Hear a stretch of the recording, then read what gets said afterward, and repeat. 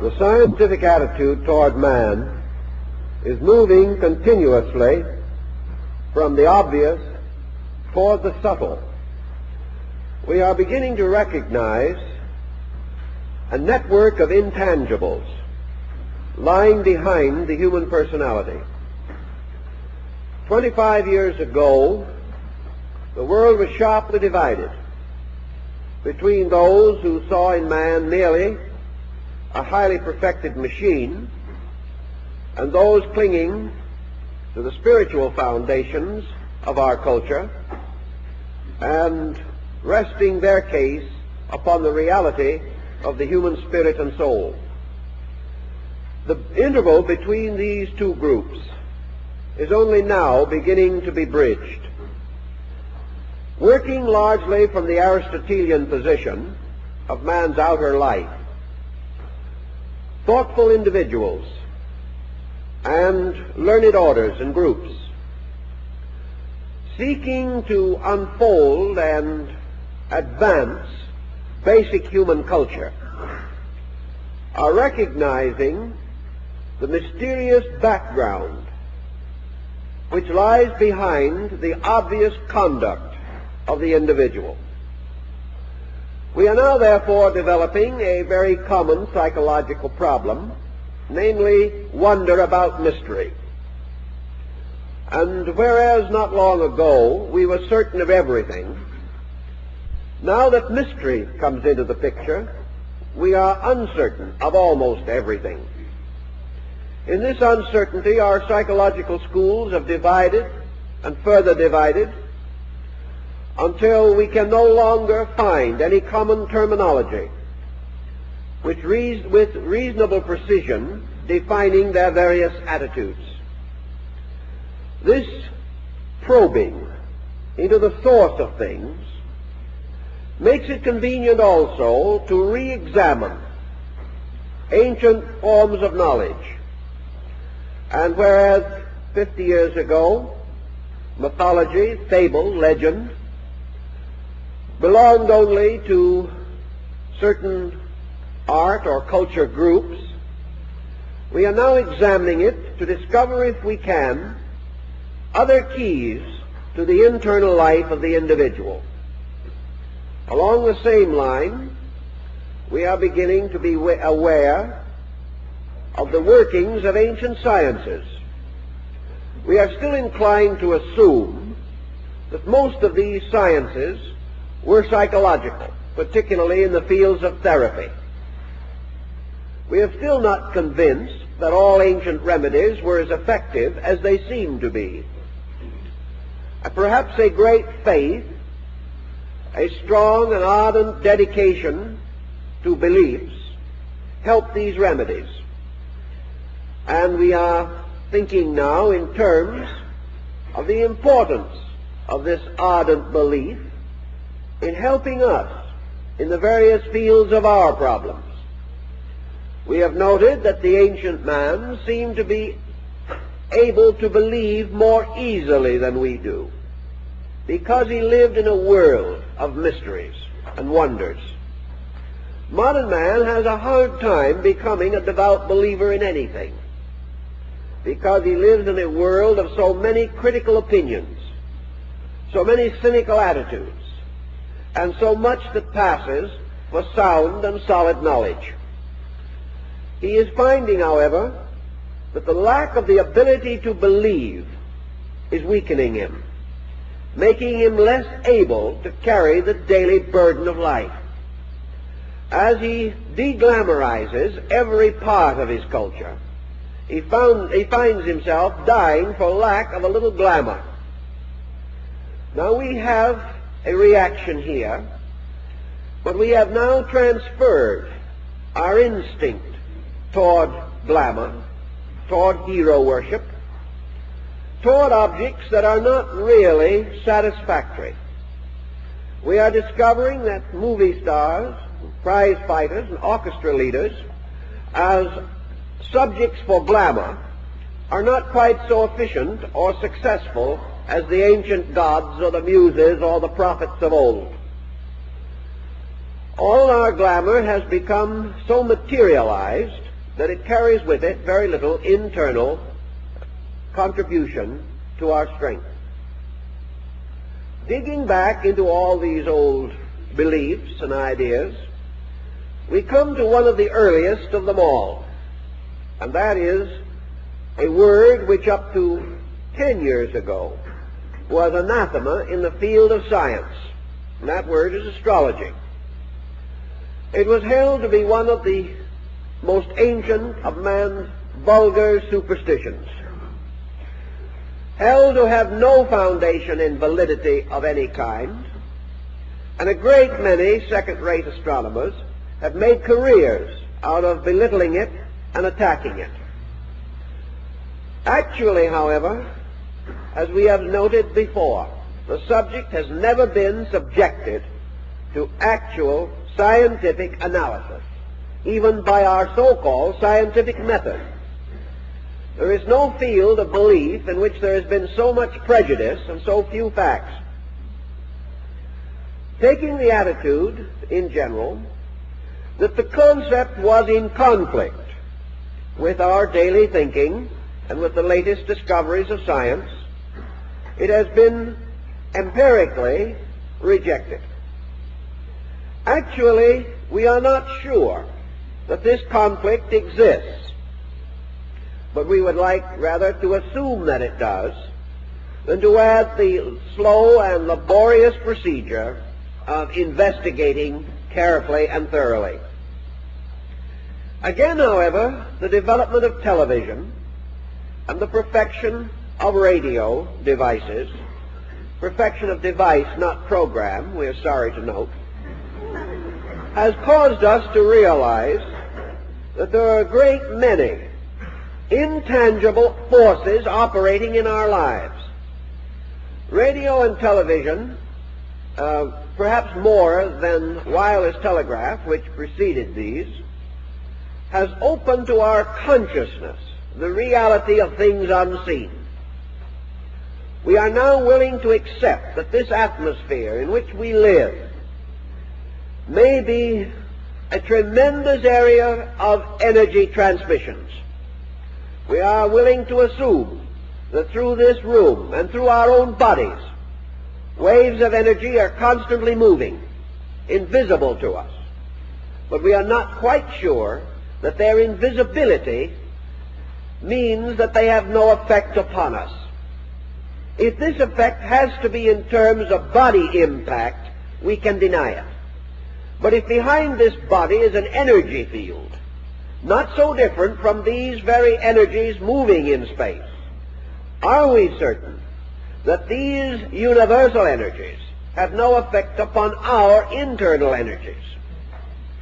Are we able to say with certainty that we are living in a universe of vital force, and yet we are immune to so many aspects and phases of this force, even though the force itself we must accept as the very source of our life?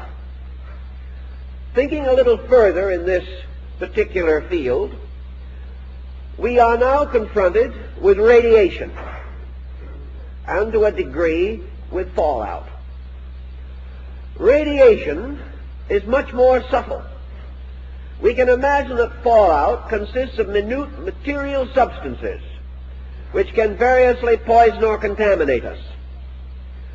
But in terms of radiation, we are again in the presence of an invisible energy, and yet we are now convinced that this energy can kill, that it does affect us.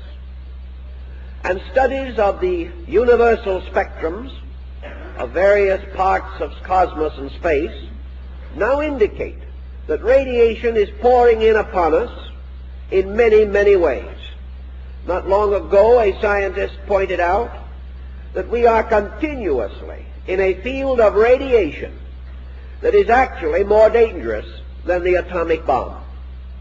This field of radiation, coming to us from the sun and from other parts of space, would have destroyed us utterly had we not gradually, over millions of years, adapted ourselves to this kind of energy, so that we are living in a field of death, living because we have adapted ourselves to death. and have come to survive its immediate consequences. With this type of thinking, therefore, the possibility that man lives in a world of energies is not nearly as mysterious as it used to be, or as difficult to accept. Nearly always, and this is true of all sciences, we have to break through old superstitions and unfounded interpretations in order to come to the substance of a thing. But let us not imagine for a moment that the stargazers of old were unique in their ability to befuddle their own subject. Today, in practically every branch of learning, the greatest menace is the expert. This individual is so set in his own ideas and so certain of his own methods that for every fact we discover, we add at least 3 or 4 new superstitions for our memory to struggle with. Today we are encrusting nearly all of our modern branches of learning with interpretations and explanations that will be obsolete in 10 years.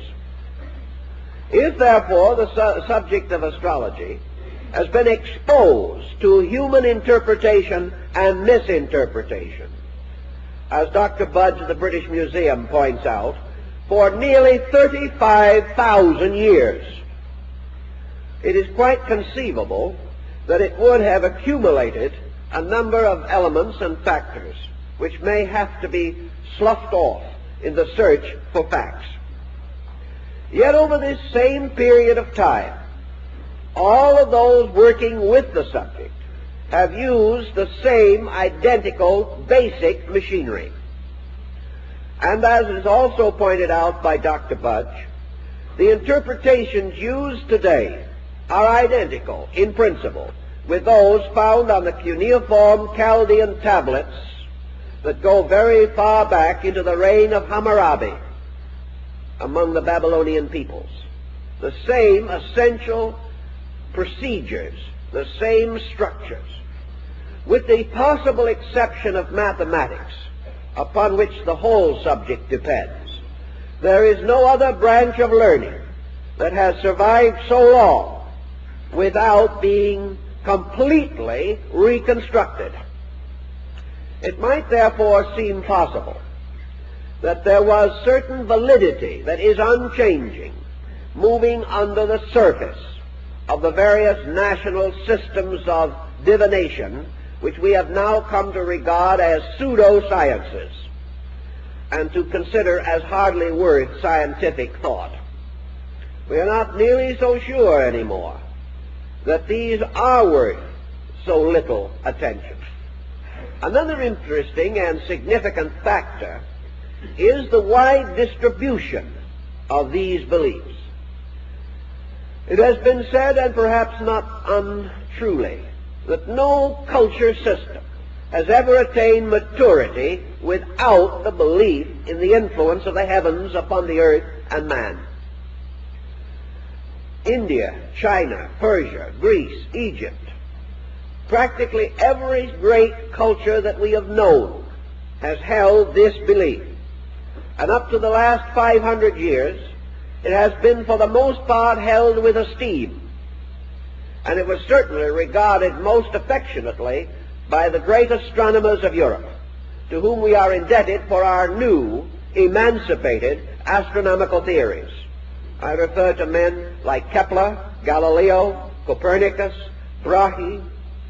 These men, who were themselves the great patron saints of modern astronomical knowledge, they were all astrologers, including Kepler. This concept means that a thoughtful mind can also accept this idea. Perhaps it was lost to us with the rise of the great 19th century materialistic system.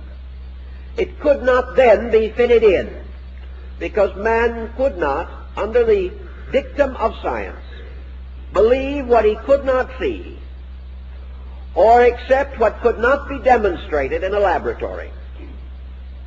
Unfortunately, however, he had made no consistent effort to demonstrate, and therefore found it easy to reject something that he was not even interested in considering. Again, perhaps, the tremendous competition in the mind of man between antiquity and the modern world, the reluctance that we have to assume that other peoples or other ages have had knowledge that was important. We more or less hate to admit this. We like to feel that we are unique in every field of discovery. And some East Indian scholar and scientist, in this case Nobel Prize winner, tells us that the Hindus were using electricity and making batteries 7,000 years ago. We are more than astonished. We are humiliated. We are offended. It is a personal grievance. And the first thing we must do is to prove that it is not true. It is to us more important to disprove these things than to investigate them. A small opening has been made in this wall of attitude on the level of medicine. Here we observe more and more expeditions going out into the field to study primitive medicine among aboriginal, savage peoples. And from some groups and tribes that are still, or up to recently have been, headhunters, we have made important medical discoveries. We have learned of herbs and simples, of various materials used to combat specific ailments. And out of the primitive lore of the medicine man, the voodoo doctor, and the juju magician, we are gaining information that will help Americans to live longer. At first, this was also so humiliating, no one dared to think about it. Today, however, we have a slightly improved attitude because we are all uncomfortable and are seeking remedies. And it has dawned upon us that it is better to have the remedy than keep the prejudice. It took a long time to get this far. This may be termed a major step in culture, a step towards better times for all of us. The development of psychology has brought with it considerable interest in the intangible sources of human energy supply. It has caused us to become aware of this dream life behind the individual and the classification, as we have advanced it, of the various forms of phenomena emerging from man or moving through man has increased our respect for the mysterious plus X in the root of man.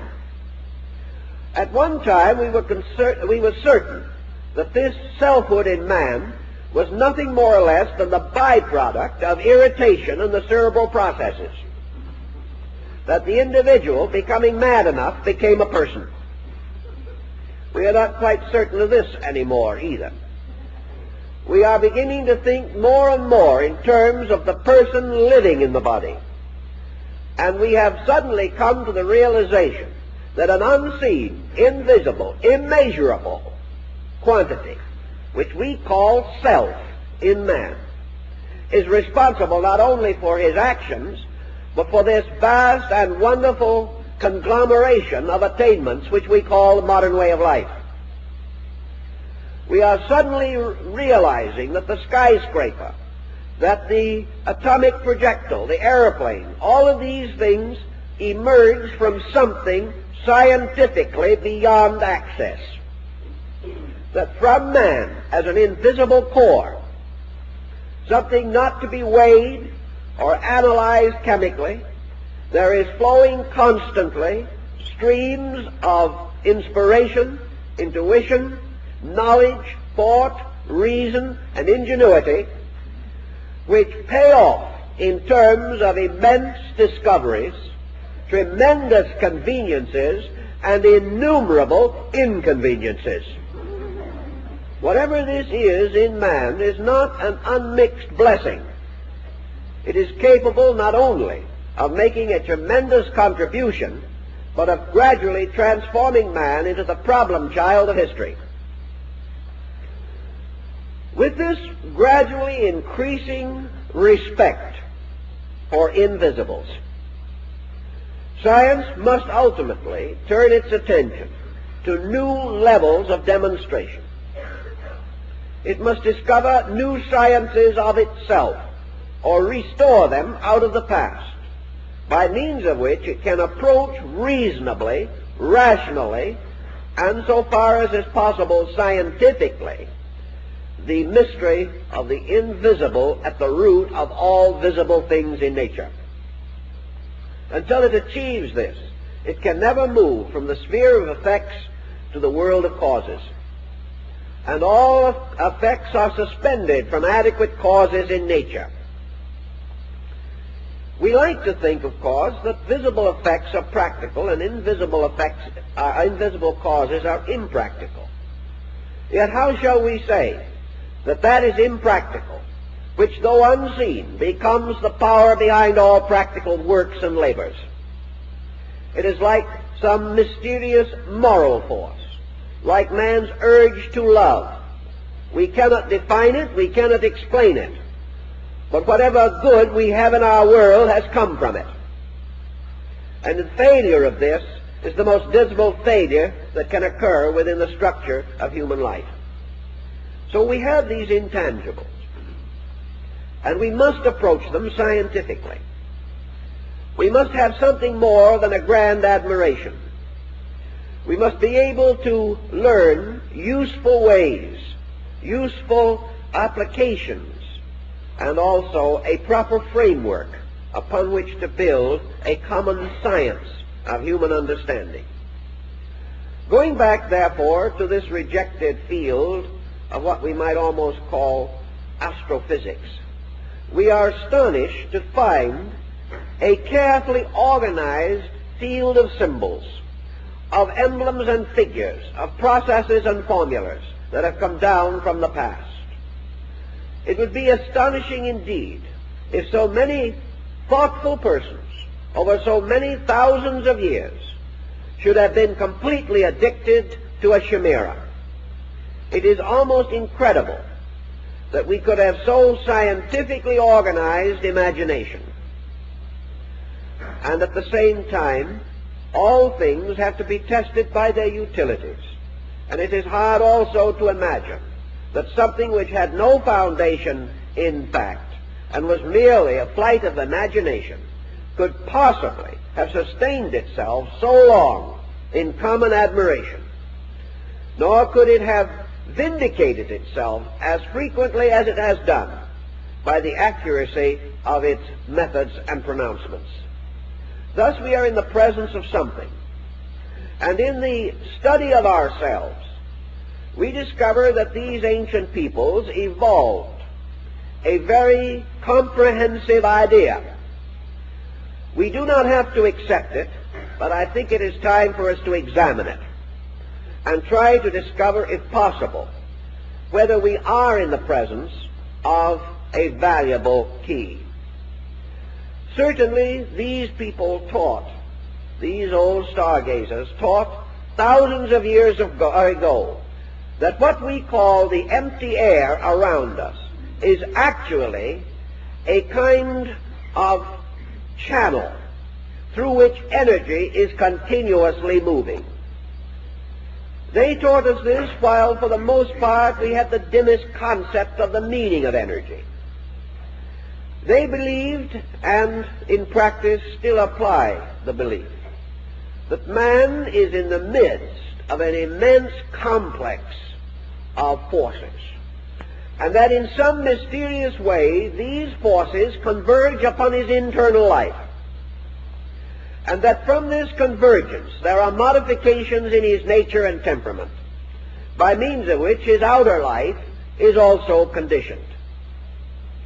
Perhaps one of the simplest ways of trying to understand this is by the recognition of certain common, observable phenomena.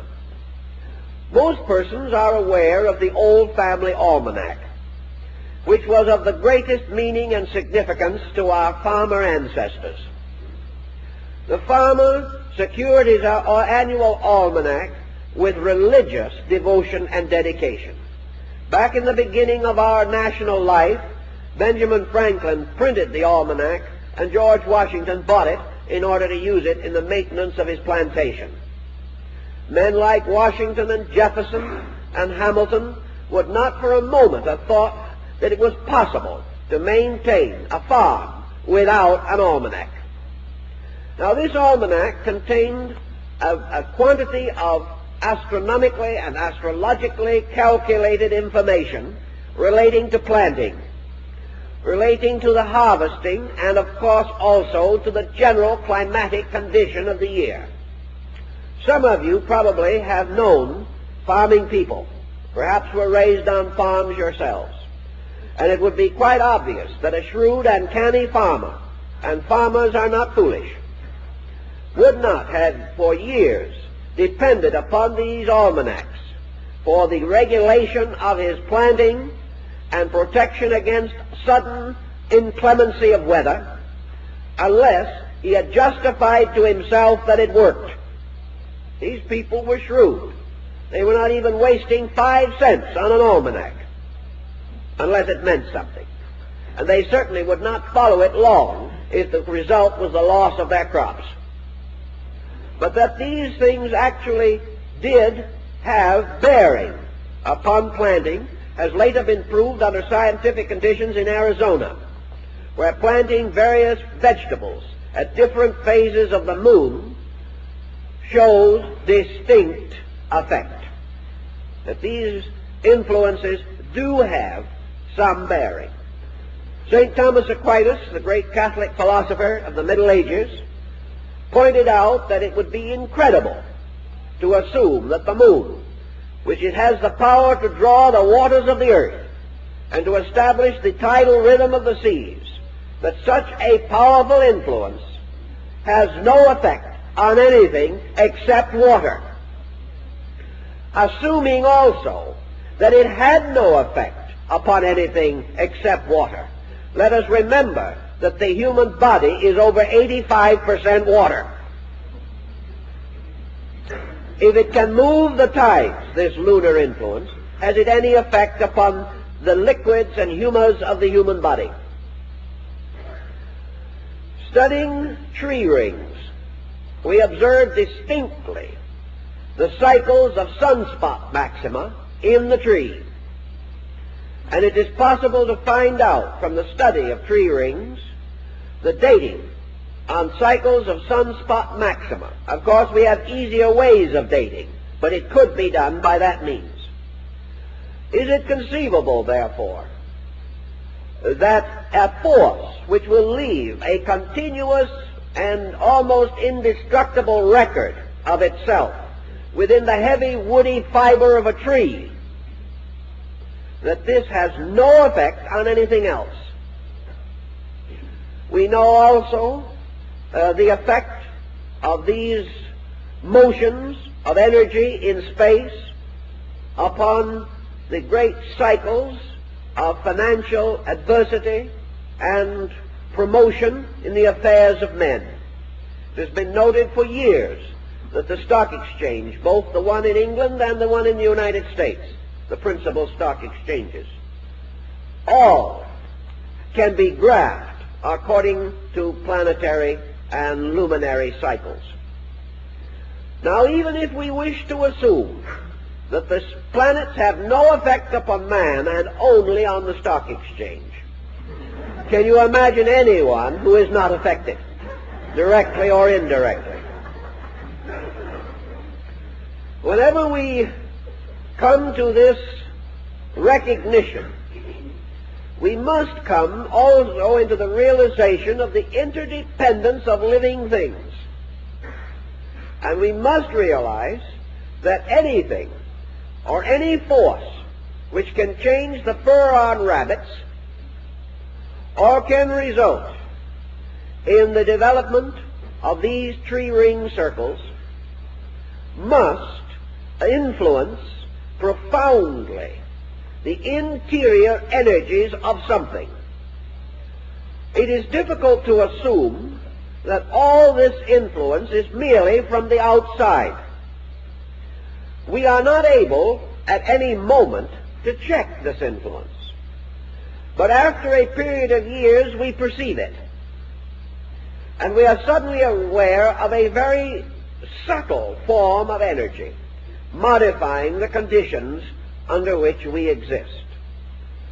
The Greeks held to this concept also, and Plato's great cyclic year, and his various periods of alternating fertility and sterility, by means of which the cultures of humanity are so profoundly affected.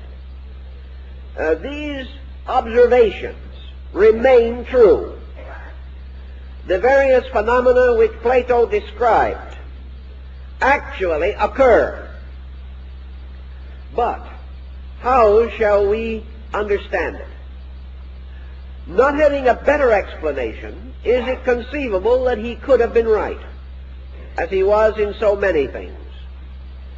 Could a man whose knowledge of politics, government, human philosophy, and religion be as profound as it was, and have survived so long to our admiration, been completely naive in something else of equal importance?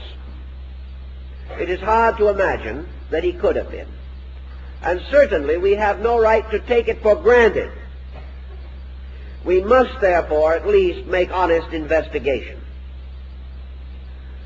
This brings us perhaps to one of our important psychological points. Namely, that as we know from the seasons that the energy availability differs at different parts of the year due to the inclination of the Earth's axis.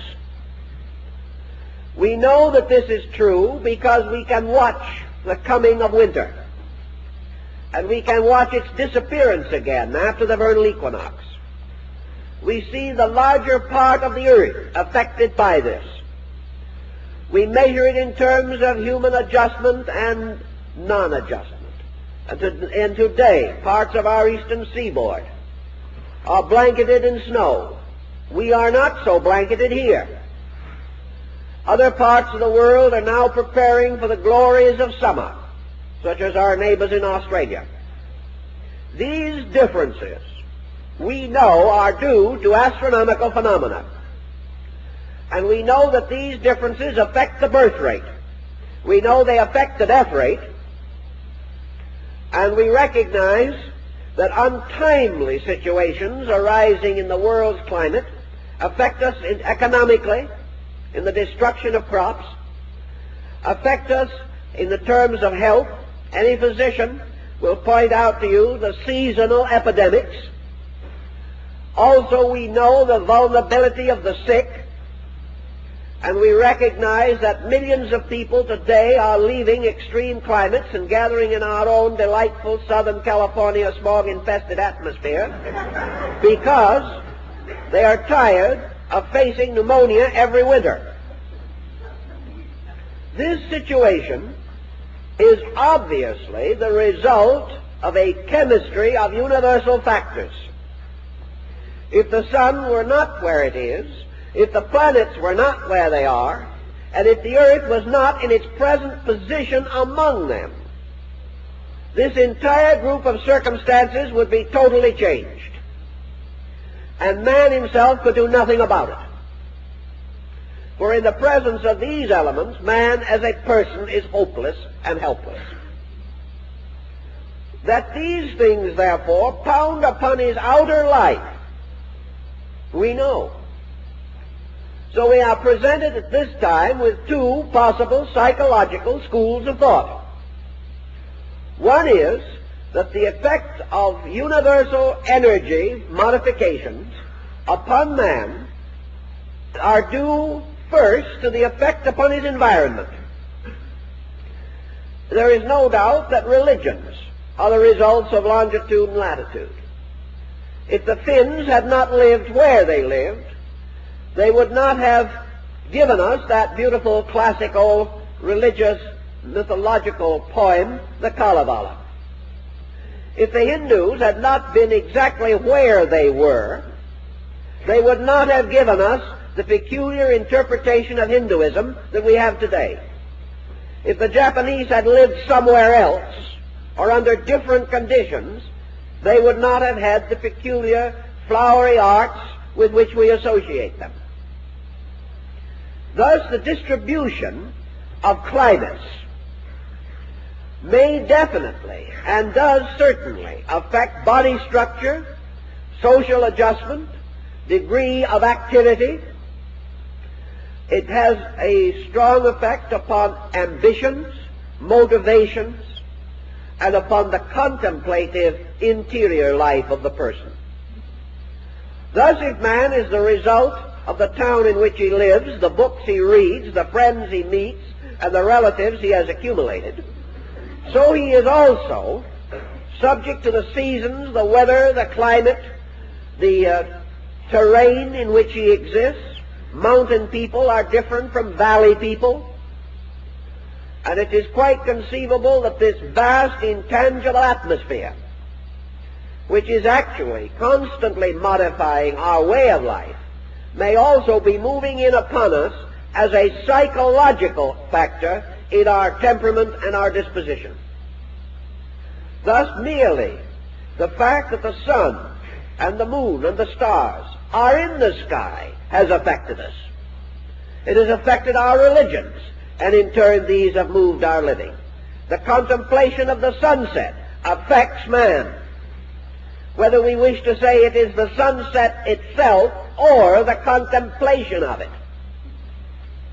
May be a psychological point, but it has had its effect and has come down to us in the personification of the sunset and a whole cycle of gods and goddesses and heroes.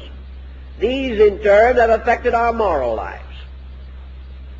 And to a measure, our moral lives are in continuous and stressful relationship with economic existence. These things affect. Consequently, if we wish to say that the universe produced the environment by which man is what he is, we are only making another statement of the power of universals upon the life of individuals. Now we know that man's actual existence, along with the existence of everything else that does exist, is due to participation in a life principle, that through man constantly something electric, magnetic, some strange life fluid essence pours and flows continuously.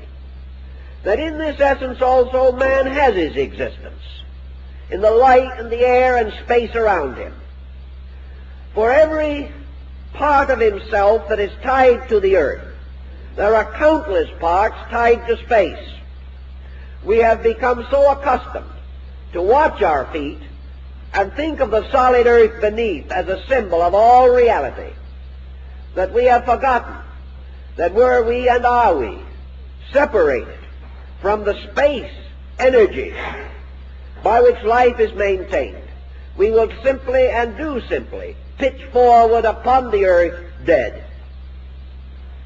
Thus our lives come to us out of life itself. And how shall we observe or assume that life reaches us? Are we to follow with the ancients that believe that the life of man really originates in the living spiritual being that ensouls the planet? Or are we willing or more inclined to assume that it arises from the tremendous energy fields in which this planet floats, suspended itself by one of the greatest mysteries of energy and motion? Thus assuming, and we must assume, we have no choice, that our energies, by which we can lift a hand, read a book, take a step, that these energies are invisible but absolutely real, and that without these energies we have no achievement, no existence possible. We have the telephone, we have the instrument on the wall or on our desk. We know that it is tied with a mass of wires and a network of stations and substations to phones all over the world. Yet if the current that moves within these wires and carries the message ceases, the telephone ceases to be important, although its physical structure remains undisturbed. it ceases to live. It is dead. Therefore, the energy which we cannot see is really a kind of divine power, and the instrument made for that energy is our acceptance of the reality of that power, and our desire to build a house for it, whereby it can live with us and serve us. But the instrument is the servant of the energy. Without the energy, the instrument is meaningless. And in the same way, the human body, about which we boast so much and so continuously, is an instrument. And without the energy that ensouls it, it is meaningless. It is unable to achieve any of the purposes for which it is intended. Now, we have not yet reached a point in popular thinking where it has occurred to us that this energy upon which we live may come to us in a conditioned form. We are fully aware that there are many energies in space, that there are planetary rays, solar rays, cosmic rays.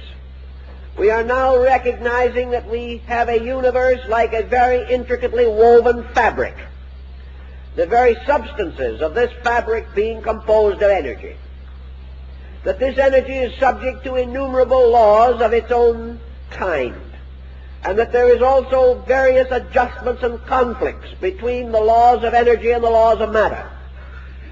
These facts are dimly coming to our attention. But now comes the gravest question that we know. This energy stream that sustains us, is it a pure, unconditioned stream? Is there nothing between this life principle and body? If there is anything between, what is it?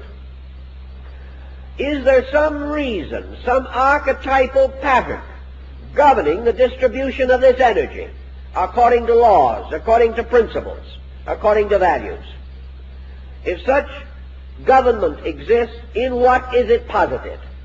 What is the universal machinery by means of which the specializations, diversifications of energy are possible? We know that the orderly progression of seasons means that this energy is subject to mutation. It is subject to being more or less available. We cannot say that the energy itself is more or less. But we do know that in a given area, at a given time, the energy allotment may be reasonably determined. That this allotment is not continuously identical with itself. That in some areas the allotment is greater than in others. And that this allotment is governed by laws of periodicity. Consequently, we have evidence, physical evidence, to prove that the flowing of this energy into form is subject to laws. That it is not just simply a great sea in which we all swim, but that it is a kind of ocean in which there are innumerable currents. And therefore, that because of the infinite diversity of the sea itself in this case, it is able to sustain an infinite diversity of life. Studying this, the only answer that anyone has ever been able to advance, and Kepler probably did as well with it as anyone has, the only explanation to account for the control, regulation, systematic distribution of energy is the relationship between universal bodies. That just as surely as the comparatively insignificant inclination of the Earth's axis results in the vast phenomenon of seasons, that actually energy is specialized by relationship, and that it is not that the individual is nearer to it or further from it, but assumes various aspects in relation to it that constitutes these modifications. That the continual motion of the heavens, with its innumerable universes and galaxies, extending into the uttermost conceivable and inconceivable fastnesses of duration, that this immense machine actually is responsible for continuous modification in the flow, volume, relationship of energies. Some of these energies moving from remote areas are of such long duration that they are like Plato's Platonic year, which lasts over 25,000 human years. Others of these relationships are so immediate that they are changing every few seconds. There are tremendous interrelationships of long and short time cycles, some extending into such infinities that we can scarcely calculate them. But every one of these cycles is supporting some organized movement in creation. And when these cycles end, these movements end. When these cycles are exhilarated or reach critical areas, critical situations arise, not only affecting man, but affecting the whole solar system and the universe. Thus we live within this tremendous field of energy which is being continuously modified. This modification undoubtedly is responsible for the gradual changes in human psychology. It makes available or less available mental energy, emotional energy. It results in world fatigues and the dying out of races and species. It also results in immediate and momentary fatigues, tensions, stresses, and the various problems with which we are familiar.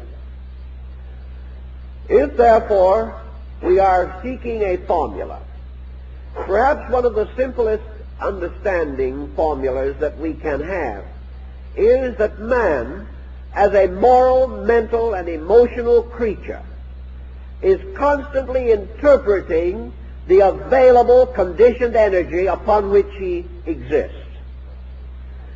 If this energy supply is lessened before it reaches him, we have one kind of phenomenon. If man, through his own development, structural or psychological, becomes resistant or inconsistent with energy which has reached him, therefore does not permit it to move through him in its proper causes and channels, we have another kind of modification. So man is suspended between a moving universe, and all motion results in qualitative modification. Everything that moves changes.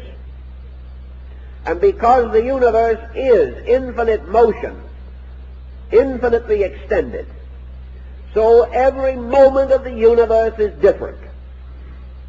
Man living within this constant difference experiences one of the first dilemmas, namely that he cannot understand such motion. Therefore, through his ignorance and failure to respond, he does not keep pace with the motion of energy. As the interval between his own motion and that of energy increases, he comes into conflict with the very life principles upon which he depends for existence. Such conflict may well lie beneath the entire problem of human adjustment, physical and metaphysical. Assuming, then, the possibility and the reasonable probability that man is an interpreter of universal energy, that he is a kind of small universe in which all these parts of the greater world have their miniature reflections and models, we then come to the conception that man's existence lies largely upon the foundation of his available energy. Energy is the source of function, and function for man is the reason for existence. Unless he is able to function in these patterns, he has lost the significance of these patterns to himself. If then we must seek for a basic explanation, let us remember that the very primary element of ancient astrological thinking had to do with energy allotments. We divide people today into two basic types: those who are truly active and those who are tired. And today the majority of human beings is tired.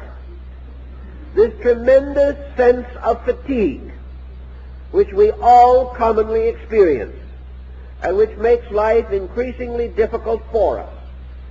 The ancients recognized this and declared that it was due to certain negative cycles, or cycles of negativity, moving in the great tidal system of space, that as the tides of the sea ebb and flow, so the tides of energy in man ebb and flow. Now, ebbing and flowing psychologically is a very important thing, inasmuch as we have to recognize that energy is never actually absent. It is merely not available in its accustomed form and demands a new or different kind of adjustment. This adjustment we have in psychological thinking in two types of persons, called the extrovert and the introvert. The extrovert is the individual who seemingly possesses more abundant immediate energies. The introvert is the individual in whose life these objective energies are not as obvious or abundant. Nature is only telling us, however, that in the character of man, as in the universe or in the growth of the oak tree, there are alternations of objectivity and subjectivity required in nature. In an effort to standardize living, we have totally ignored this. We have assumed that every individual at all times must be upon an equal energy footing. It is possible that he is upon an equal footing, but he is not able to exhibit or manifest identical, equal energy at all times. We know that sleep is intended to help us to catch up on some of our energy problems, but it does not go as far as our providing needs at the moment. Sleep may take care of part of our physical and psychological life, but there is something else that has to be considered, namely that nature has set this grand pattern that is caused to operate by an innumerable galaxy of suns, and that man, regardless of his egoism, is still merely a tiny creature within this incredible machinery. Man's happy adjustment depends upon his gradual understanding of the kind of world he lives in and his willingness to live according to what he understands when he does learn. This combination is essential to his life. Introversion and extroversion are natural motions. They are the result of the fact that nature recognizes that man has two needs.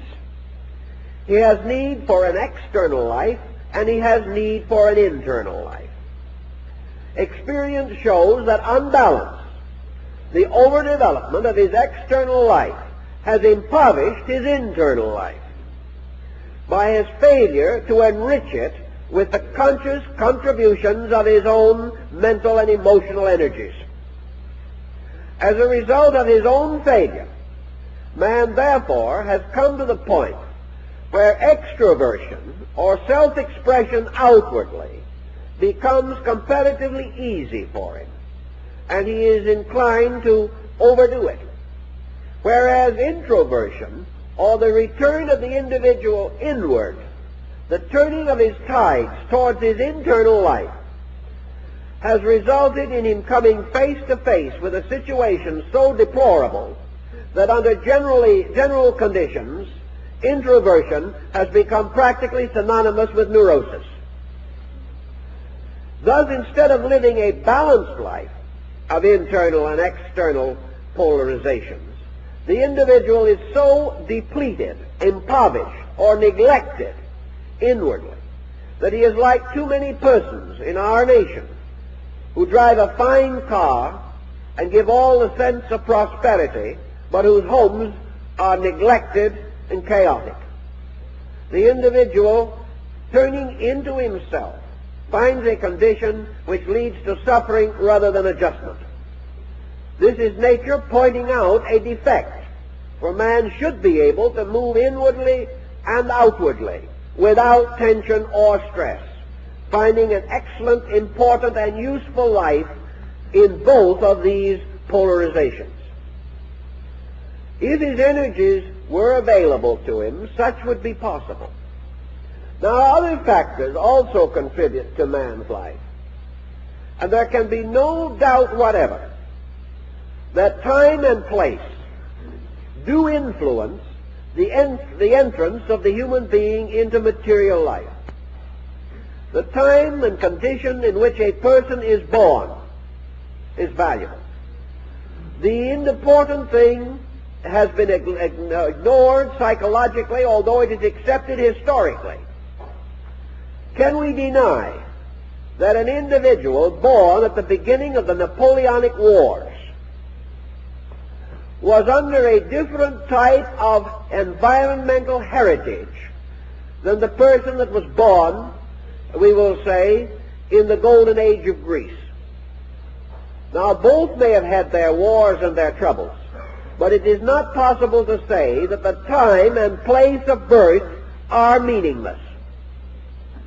The time the individual is born and the place where he is born, these circumstances bring him into a particular relationship with the patterns of history, and also with the relations and customs and attitudes of tribes and nations, racial groups, and social structures.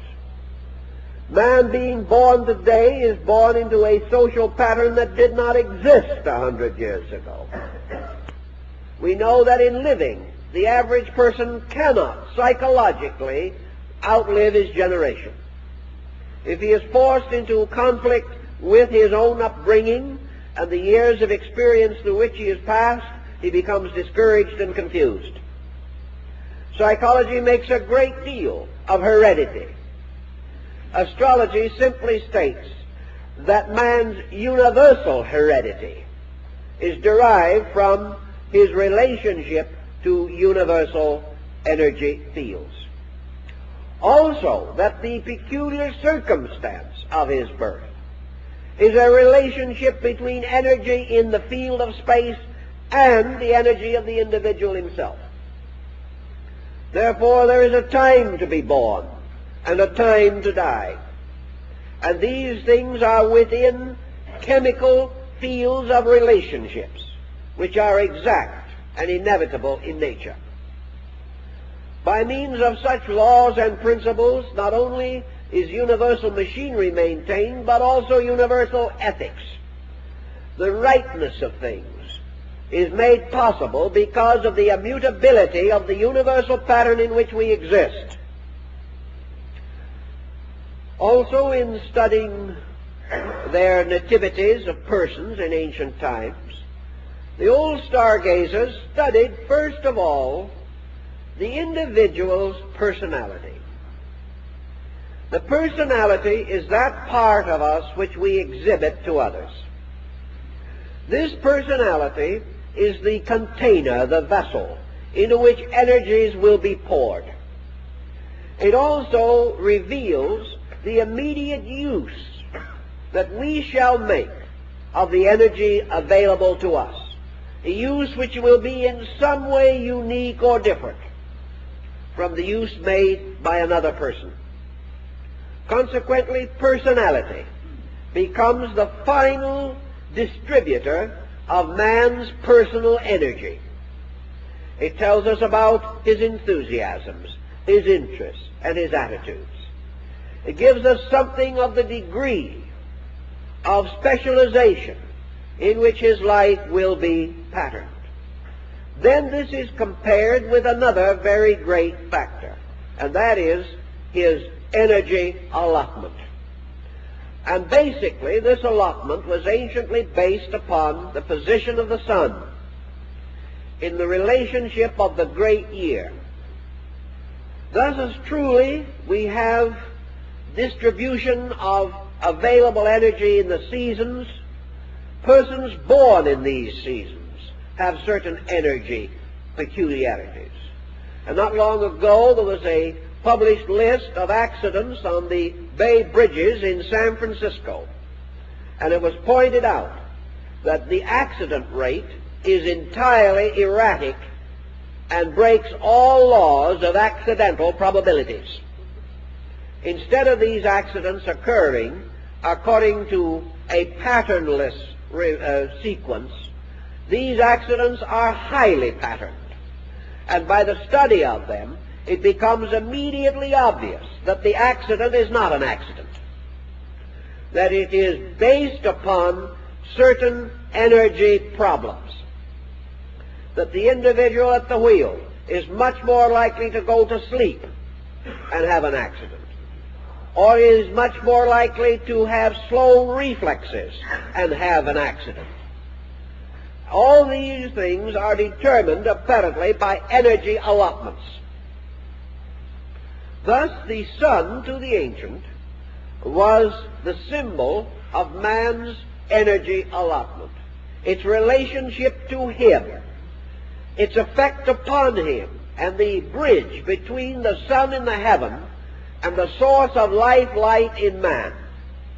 This bridge was always regarded as the nativity, the symbol, the horoscope, the sign by means of which certain actual calculations of the availability of energy resources could be made. Now, better calculations may be made in the future, but we view with considerable interest the audacity of the ancient, who long before the dawn of science actually did fashion a bridge by means of which he sought to measure the life power in man and the peculiar action of this life power in various men, not merely in an empiric situation. From energy allotment, then, we come to the conclusion that two kinds of persons do exist. Those who by nature are essentially positive, and those by nature essentially negative. Now, by negative and positive, we do not mean good and bad, nor do we mean strong and weak, nor do we mean helpful and helpless. These are not the applications, because, as the Chinese and East Indians pointed out long ago, the greatest mystery of all is the mystery of negative energy, not positive energy. Now, up to the present moment, we have considered negative energy merely that part of energy which we do not understand. Negative energy may also be that part to which we do not immediately respond. It may also be that part of energy not yet explored. And if that is what is meant, then indeed the negative energy is the greater part, because we know hardly a fraction of what must ultimately be known about these subjects. But negative energy is in some way what we might term a spiritual energy. It is negative as we now view all spiritual things, because they are not immediately visible to us. It is negative because it does not help us to get rich. That is, not obviously. And anything that does not help pay bills is not only negative, it is a luxury in these times. It is termed negative also because it forces man into one of the most disagreeable relationships he can endure, and that is into his own company. Negative energy is energy which has by its tendency a motion inward or away from objectivity. Negative energy, therefore, to us may be little more than a vacuum. But it is this vacuum that it conceals the mystery of deity. All things moving upon the levels of positive energy are very obvious in their functions. The individual gets up, rolls up his sleeves, and does things. But what does he do? what is the final result of what he does? Usually his own destruction. By positive energy, he is led from one excess of action to another. Also, of course, he is led to a certain degree of material accomplishment. It is not that we should discount so-called objective energy. It is that we should recognize that, like nearly everything else that makes up our modern pattern, it is of secondary importance elevated to first place. That this so-called positive energy is leading us into a quantitative victory over the unknown, whereas what is termed negative energy is the secret of our qualitative victory. And of this we have very little knowledge or thought at the present time. Nearly all solutions to all problems arise from the individual who is able to become adjusted receptively to truth. Receptive adjustment, therefore, makes use of a kind of energy which is different from that which is used in material objective adjustment. Actually, receptivity appears to use less energy. Actually, it uses more of a very refined kind of energy, because receptivity is not negativity as we know it. What we call negative energy is simply an energy with a purpose which does not lie within the field of our ordinary experience. Yet upon this energy we must build, and we live because of it. Because our internal life is sustained by this energy in the same way that our external life is sustained by material energy. Therefore, out of the study of the effects of the universe upon man, we must ultimately come to the recognition that man has an internal life, which we may term a psychological life, and that this is subjected to laws other than the laws of matter. Our attitude today is that all influence that models or molds the internal life of man comes from the outside, and is made aware, and we are made aware of it, or it is visible to us because of the light of the sun shining upon it. Paracelsus declared emphatically that the interior life of man is also subject to energies and laws which are not obvious materially, and that the individual's inner life is subject to its own environment, the forces of it, and the energies sustaining it. If our outside life is in a quantitative environment, our inner life is in a qualitative environment. Consequently, our inner life has an existence of its own. And this existence also has a nativity, has an endurance in space, and is subject to a kind of energy pattern. What we call psychologically archetypes are more or less proofs of this. For archetypes are forms set up in a formless state. They are kinds of entities which are not materially available to us, yet they become the actual motivating symbolic energy powers by which conduct can be and is modified. Thus, in astrology, the ancients were firmly convinced that man possessed an internal being, and that this internal being was subject to laws that must be discovered, and that these laws are not just the laws of material existence, but are laws relating to the controlled direction of electrical and magnetic phenomena. That the spiritual life of man operates in a field of energy, just exactly as the material life of man operates in a field of phenomena. That we must understand this energy, and must most of all adjust to it. the inner life of man has a normal or an abnormal adjustment with its own energy fields.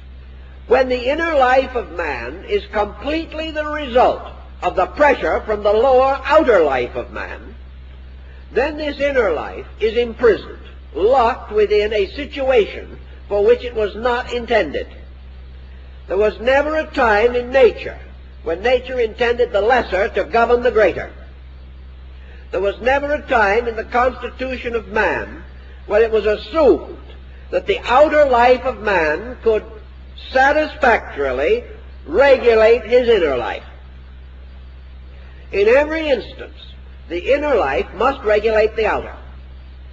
Authority must be vested in that which is superior.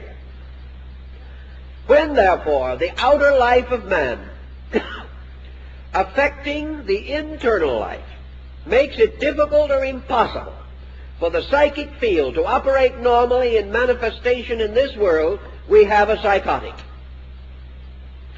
We have a false situation whenever we try to force that which is less upon that which is intrinsically more.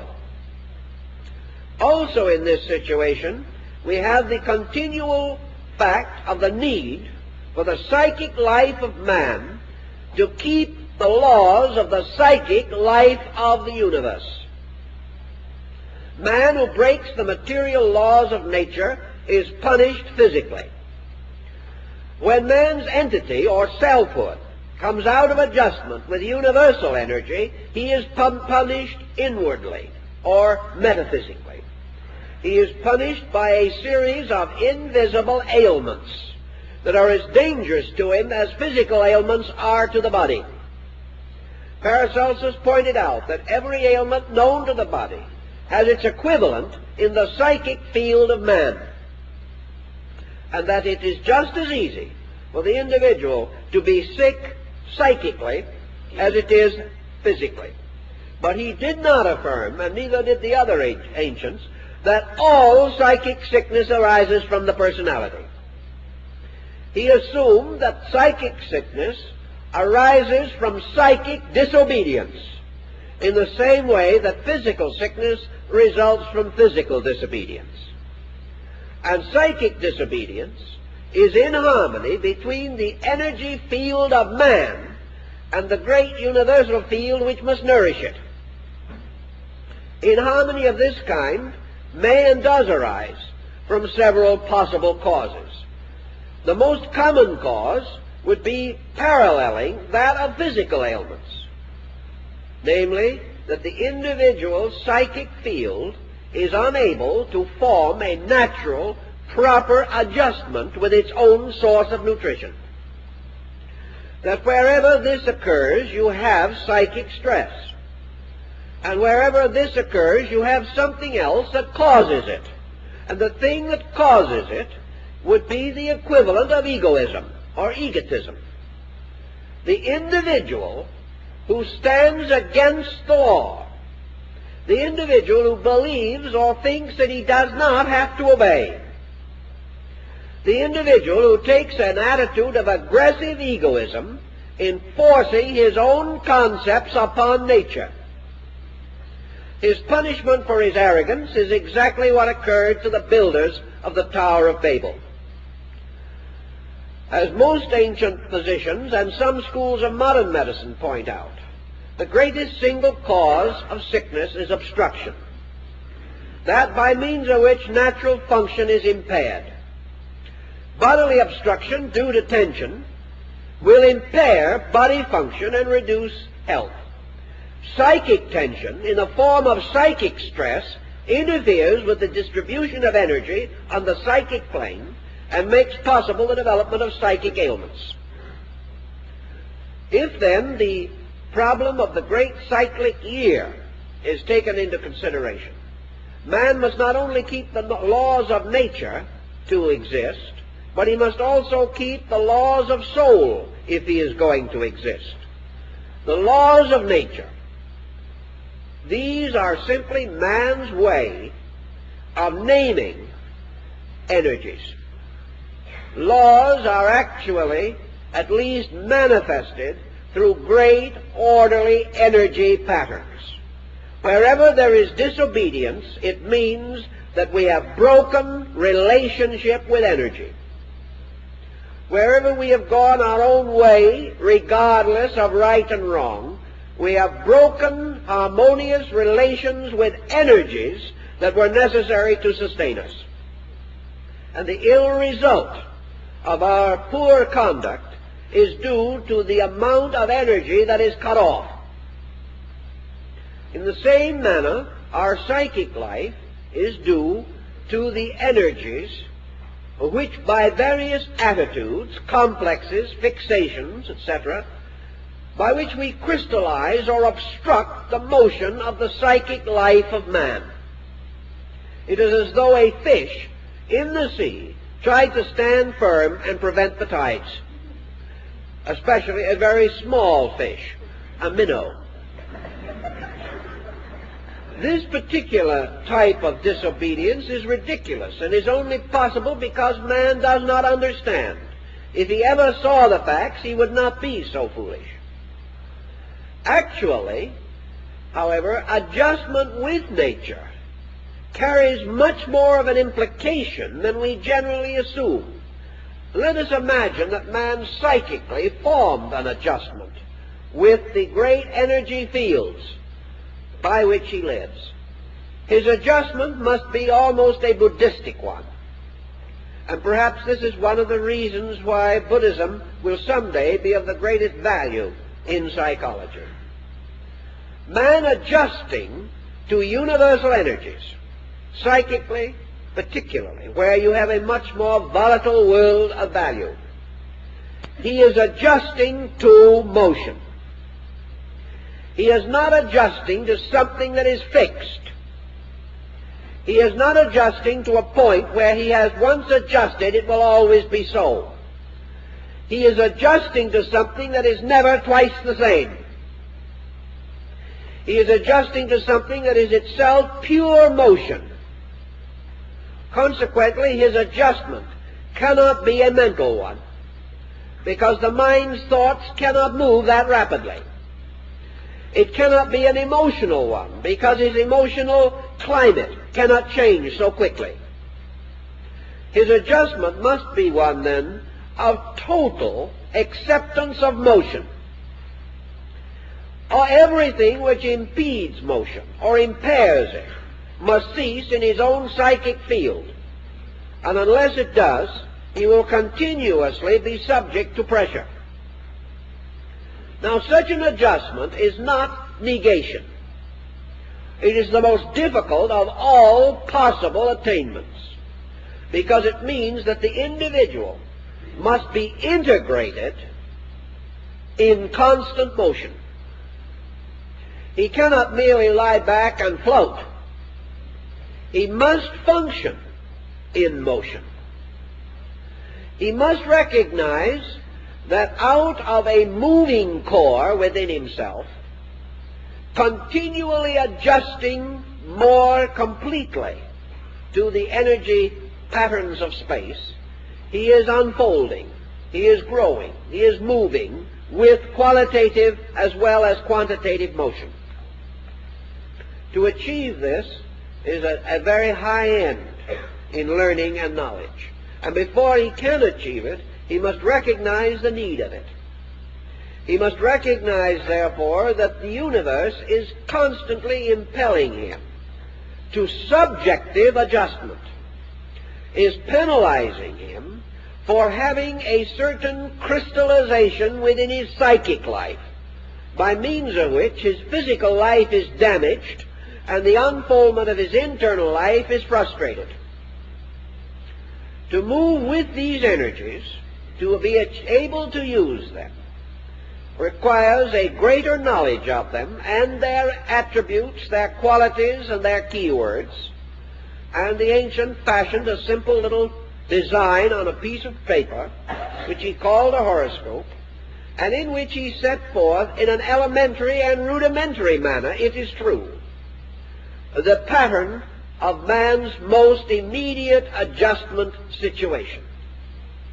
he was convinced in his old days that this pattern was valid, that it was the only form of learning known to man in which his personal relationship with the universe was revealed,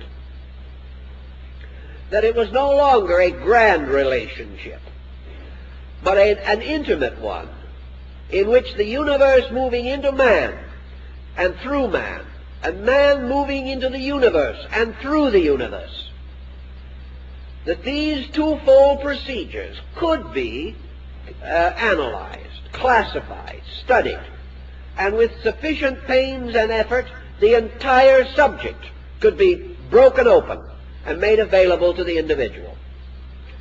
On this line of thinking, then, I believe there is more work to be done, more work that should be done as soon as possible, in order that we can finally get at the subjective person, not merely as he is reflected through body, but as he exists in his own nature, and will begin to emphasize the importance of working directly upon this subjective being by the great disciplines of philosophy and religion, rather than to depend entirely upon reflex action from the external life.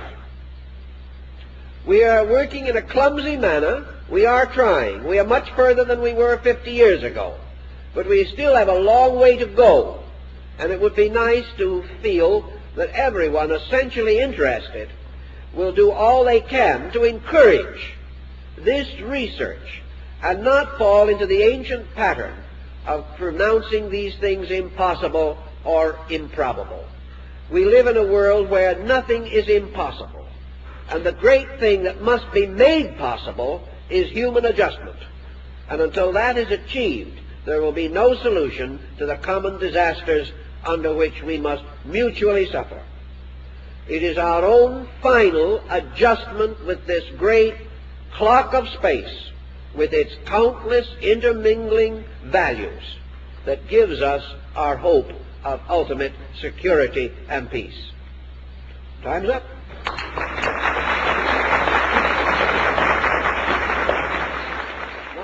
This effect has to be in terms of body impact. We can deny it. But if behind this body is an energy field, not so different from these very energies moving in space, are we certain that these universal energies have no effect upon our internal energies? Are we able to say with certainty that we are living in a universe of vital force, and yet we are immune to so many aspects and phases of this force, even though the force itself we must accept as the very source of our life? Thinking a little further in this particular field, we are now confronted with radiation, and to a degree with fallout. Radiation is much more subtle. We can imagine that fallout consists of minute material substances which can variously poison or contaminate us.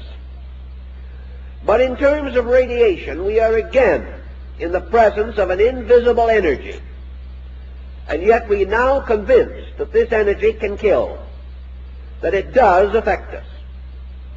And studies of the universal spectrums of various parts of cosmos and space now indicate that radiation is pouring in upon us in many, many ways.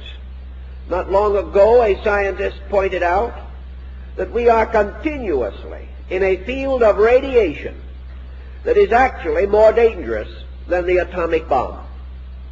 This field of radiation, coming to us from the sun and from other parts of space, would have destroyed us utterly had we not gradually, over millions of years, adapted ourselves to this kind of energy, so that we are living in a field of death, living because we have adapted ourselves to death and have come to survive its immediate consequences. With this type of thinking, therefore, the possibility that man lives in a world of energies is not nearly as mysterious as it used to be, or as difficult to accept. Nearly always, and this is true of all sciences, we have to break through old superstitions. The scientific attitude toward man is moving continuously from the obvious toward the subtle. We are beginning to recognize a network of intangibles lying behind the human personality. 25 years ago, the world was sharply divided between those who saw in man merely a highly perfected machine and those clinging to the spiritual foundations of our culture and resting their case upon the reality of the human spirit and soul. The interval between these two groups is only now beginning to be bridged.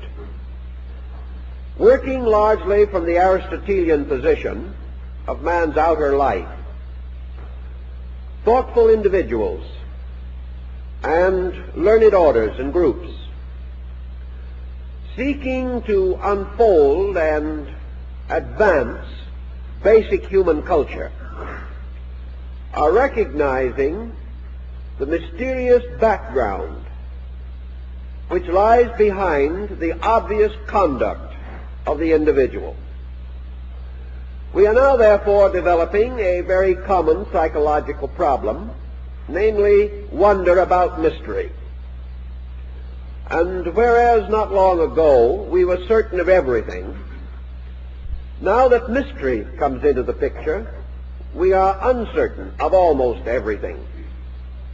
In this uncertainty, our psychological schools have divided and further divided until we can no longer find any common terminology with reasonable precision defining their various attitudes. This probing into the source of things makes it convenient also to re-examine ancient forms of knowledge. And whereas 50 years ago mythology, fable, legend belonged only to certain art or culture groups, we are now examining it to discover, if we can, an unfounded interpretations in order to come to the substance of a thing. But let us not imagine for a moment that the stargazers of old were unique in their ability to befuddle their own subject. Today, in practically every branch of learning, the greatest menace is the expert. This individual is so set in his own ideas and so certain of his own methods that for every fact we discover, we add at least 3 or 4 new superstitions for our memory to struggle with. Today we are encrusting nearly all of our modern branches of learning with interpretations and explanations that will be obsolete in 10 years. If, therefore, the subject of astrology has been exposed to human interpretation and misinterpretation, as Dr. Budge of the British Museum points out, for nearly 35,000 years, it is quite conceivable that it would have accumulated a number of elements and factors which may have to be sloughed off in the search for facts. Yet over this same period of time, all of those working with the subject have used the same identical basic machinery. And as is also pointed out by Dr. Budge, the interpretations used today are identical in principle with those found on the cuneiform Chaldean tablets that go very far back into the reign of Hammurabi among the Babylonian peoples. The same essential procedures, the same structures, with the possible exception of mathematics, upon which the whole subject depends. There is no other branch of learning that has survived so long without being completely reconstructed. It might therefore seem possible that there was certain validity that is unchanging, moving under the surface of the various national systems of divination, which we have now come to regard as pseudosciences and to consider as hardly worth scientific thought. We are not nearly so sure anymore. Other keys to the internal life of the individual. Along the same line, we are beginning to be aware of the workings of ancient sciences. We are still inclined to assume that most of these sciences were psychological, particularly in the fields of therapy. We are still not convinced that all ancient remedies were as effective as they seem to be. Perhaps a great faith, a strong and ardent dedication to beliefs help these remedies. And we are thinking now in terms of the importance of this ardent belief in helping us in the various fields of our problems. We have noted that the ancient man seemed to be able to believe more easily than we do, because he lived in a world of mysteries and wonders. Modern man has a hard time becoming a devout believer in anything, because he lives in a world of so many critical opinions, so many cynical attitudes, and so much that passes for sound and solid knowledge. He is finding, however, that the lack of the ability to believe is weakening him, making him less able to carry the daily burden of life. As he deglamorizes every part of his culture, he finds himself dying for lack of a little glamour. Now we have a reaction here, but we have now transferred our instinct toward glamour, toward hero worship, toward objects that are not really satisfactory. We are discovering that movie stars, prize fighters, and orchestra leaders, as subjects for glamour, are not quite so efficient or successful as the ancient gods or the muses or the prophets of old. All our glamour has become so materialized that it carries with it very little internal contribution to our strength. Digging back into all these old beliefs and ideas, we come to one of the earliest of them all, and that is a word which up to 10 years ago was anathema in the field of science, and that word is astrology. It was held to be one of the most ancient of man's vulgar superstitions, held to have no foundation in validity of any kind, and a great many second-rate astronomers have made careers out of belittling it and attacking it. Actually, however, as we have noted before, the subject has never been subjected to actual scientific analysis, even by our so-called scientific method. There is no field of belief in which there has been so much prejudice and so few facts. Taking the attitude, in general, that the concept was in conflict with our daily thinking and with the latest discoveries of science, it has been empirically rejected.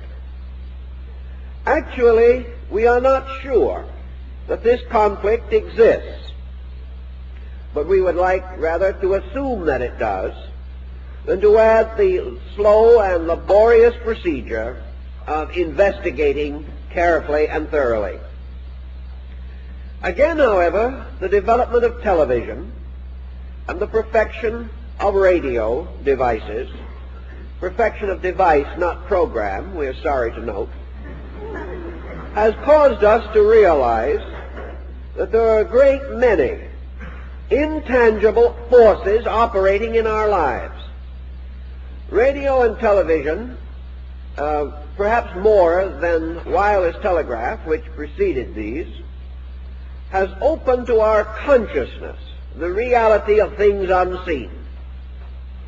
We are now willing to accept that this atmosphere in which we live may be a tremendous area of energy transmissions.